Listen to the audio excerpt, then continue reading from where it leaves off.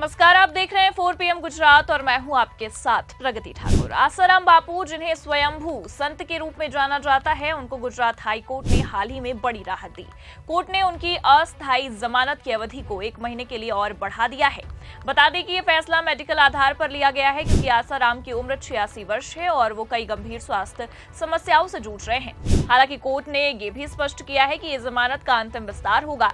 इस खबर में हम इस मामले के सभी पहलुओं को विस्तार से समझेंगे, जिसमें आसाराम के खिलाफ दर्ज मामले, उनकी जमानत की प्रक्रिया और इस फैसले के सामाजिक और कानूनी प्रभाव शामिल हैं। आसाराम बापू भारत में एक आध्यात्मिक गुरु के रूप में प्रसिद्ध रहे हैं। उनके लाखों अनुयायी देश विदेश में फैले हुए हैं। हालांकि 2013 में उनके खिलाफ यौन शोषण और बलात्कार के गंभीर आरोप लगने के बाद उनकी छवि को बड़ा धक्का लगा। इन आरोपों ने उनके आध्यात्मिक साम्राज्य को हिलाकर रख दिया और कानूनी लड़ाई की शुरुआत हुई। अब आपको बता दें कि 2013 में जोधपुर के एक आश्रम में एक नाबालिग लड़की ने आसाराम पर बलात्कार का आरोप लगाया। इस मामले में 25 अप्रैल 2018 को जोधपुर की एक विशेष अदालत ने उन्हें दोषी भी ठहरा दिया और आजीवन कारावास की सजा सुनाई। वहीं जनवरी 2023 में गांधीनगर की एक सत्र अदालत ने आसाराम को सूरत के आश्रम में 2001 से 2006 के बीच एक महिला शिष्या के साथ बार-बार बलात्कार करने के लिए दोषी भी ठहराया। वहीं इस मामले में भी उन्हें आजीवन कारावास की सजा दी गई। अब आपको ये भी बता दें कि इन दोनों मामलों में आसाराम को भारतीय दंड संहिता की विभिन्न धाराओं के तहत दोषी ठहराया गया है, जिनमें बलात्कार, अप्राकृतिक अपराध और गैर कानूनी हिरासत, महिला की लज्जा भंग करना जैसी धाराएं भी शामिल हैं। आसाराम की जमानत की कहानी कई सालों से चल रही है और इसमें कई अदालतों का हस्तक्षेप भी रहा है। उनकी उम्र और स्वास्थ्य समस्याओं, विशेष रूप से हृदय रोग और प्रोस्टेट की समस्याओं को आधार बनाकर उनके वकील ने बार-बार जमानत की मांग की। बता दें कि 7 जनवरी 2025 को सुप्रीम कोर्ट ने आसाराम को गुजरात के बलात्कार मामले में 31 मार्च तक मेडिकल आधार पर अंतरिम जमानत दी थी। कोर्ट ने यह भी निर्देश दिया कि अगर जमानत की अवधि को और बढ़ाने की जरूरत है तो उन्हें गुजरात हाईकोर्ट का रुख करना होगा।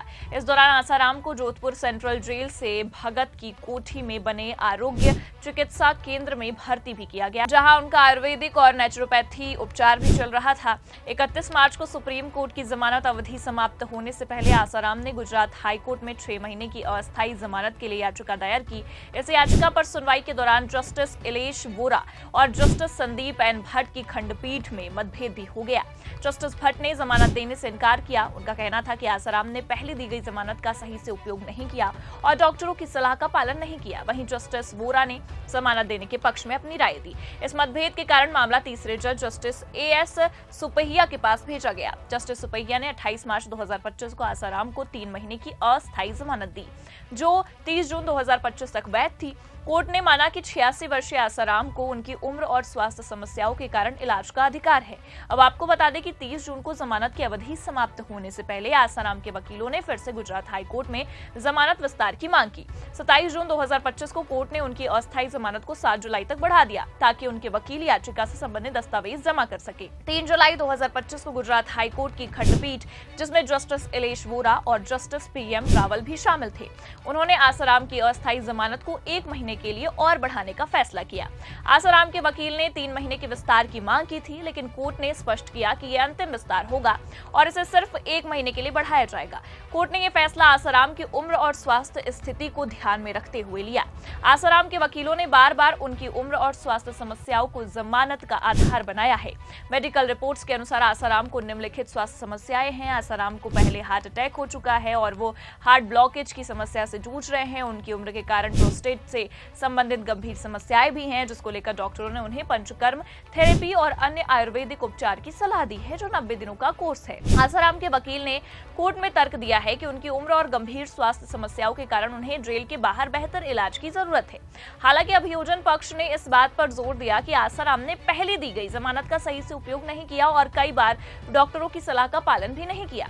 हालांकि कुछ मौकों पर आसाराम पर इन शर्तों का उल्लंघन करने का आरोप लगा है। फरवरी 2025 में एक एक्स पोस्ट में दावा किया गया कि जमानत पर इंदौर पहुंचे आसाराम ने वहां अपने अनुयायियों से मुलाकात की और प्रवचन भी दिया, जो जमानत की शर्तों का उल्लंघन था।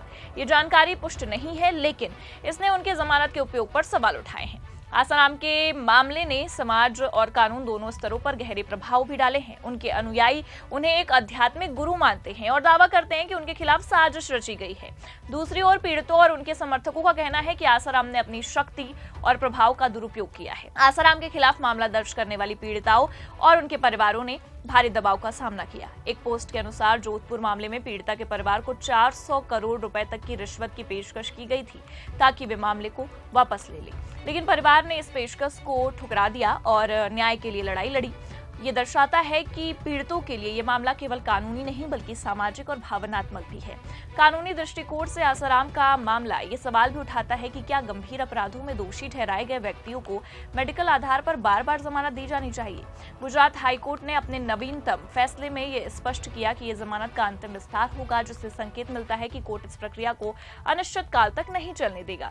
सुप्रीम कोर्ट ने भी हाल ही में टिप्पणी की थी कि नियमित जमानत याचिका लंबित रहने पर बार बार अस्थायी जमानत देना उचित नहीं है। आसाराम के मामले ने भारत में स्वयंभू संतों और उनके आश्रमों की कार्य प्रणाली पर भी सवाल उठाए। कई लोग मानते हैं कि ऐसे व्यक्तियों को अपने प्रभाव का उपयोग करके कानूनी प्रक्रिया को प्रभावित करने की कोशिश करते हैं। दूसरी ओर उनके अनुयायी इसे साजिश के रूप में देखते हैं, जिसका उद्देश्य उनकी आध्यात्मिक छवि को नुकसान पहुंचाना है। वहीं आसाराम के बेटे नारायण साई भी एक समान मामले में शामिल हैं। पीड़िता की बहन ने उनके खिलाफ भी यौन शोषण का आरोप लगाया है। अप्रैल 2019 में सूरत की एक अदालत ने नारायण साई को दोषी ठहराया और आजीवन कारावास की सजा सुनाई। इस मामले ने आसाराम और उनके परिवार की छवि को और अधिक नुकसान पहुंचाया। अब आपको बता दें कि गुजरात हाईकोर्ट ने यह स्पष्ट कर दिया है कि यह जमानत का अंतिम विस्तार है। इसका मतलब है कि 1 महीने की अवधि समाप्त होने के बाद आसाराम को जेल लौटना होगा, जब तक कि कोई असाधारण परिस्थिति न हो। उनकी अपील अभी भी गुजरात और राजस्थान हाईकोर्ट में लंबित है और इनका निपटारा होने तक उनकी कानूनी स्थिति अनिश्चित बनी रहेगी। इसके अलावा सुप्रीम कोर्ट ने 22 नवंबर 2024 को आसाराम की सजा को निलंबित करने की याचिका पर सुनवाई की थी और गुजरात सरकार से जवाब मांगा था।